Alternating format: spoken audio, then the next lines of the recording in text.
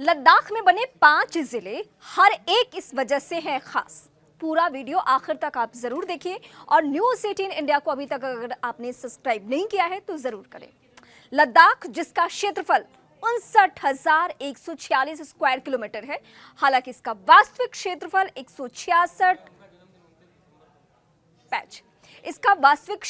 1,66,698 square kilometre है, जिसका बड़ा हिस्सा अवैध तरीके से पाकिस्तान और चीन से दबाया हुआ है।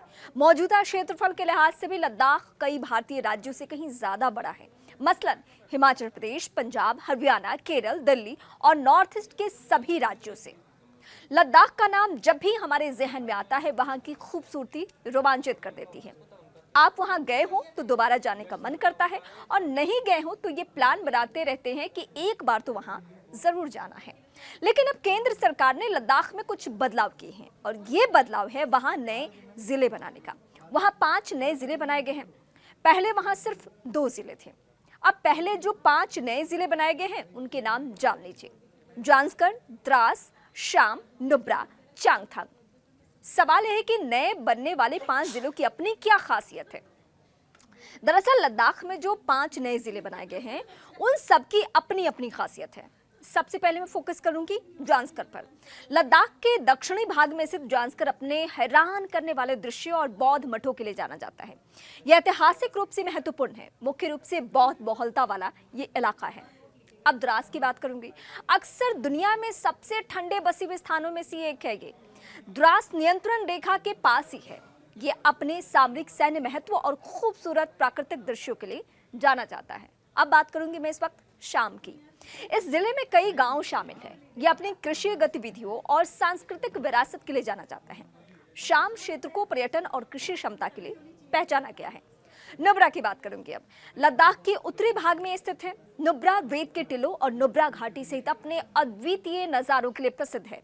ये लोकप्रिय पर्यटन स्थल है। इसकी समृद्ध सांस्कृतिक विरासत है। चांगथांग की बात करते हैं। इस जिले की विशेषता इसके उच्च ऊंचाइयों वाले पठार हैं। ये चांगपांग खानाबदोश समुदाय का घर है। यह क्षेत्र अपनी जैव विविधता और पारंपरिक देहाती जीवन शैली के लिए जाना जाता है। अब सवाल है कि लद्दाख कब से कब तक जम्मू कश्मीर का हिस्सा रहा है।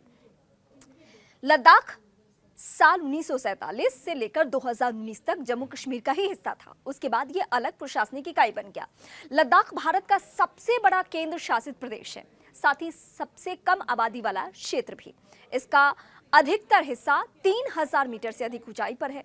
अब तक यहाँ 2 जिले करगिल और लेह थे। लेह बड़ा शहर है। यहाँ मुख्य तौर पर मुस्लिम, बौद्ध और हिंदू रहते हैं। अगला सवाल है 5 नए जिले कब तक बन जाएंगे, कब तक अस्तित्व में आ जाएंगे।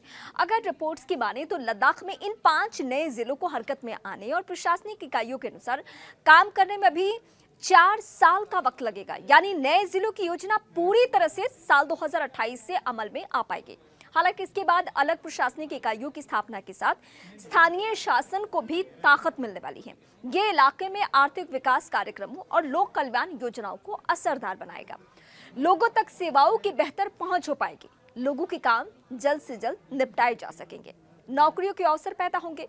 बेहतर बुनियादी ढांचा बनने पर हर जिला निवेश आकर्षित कर पाएगा।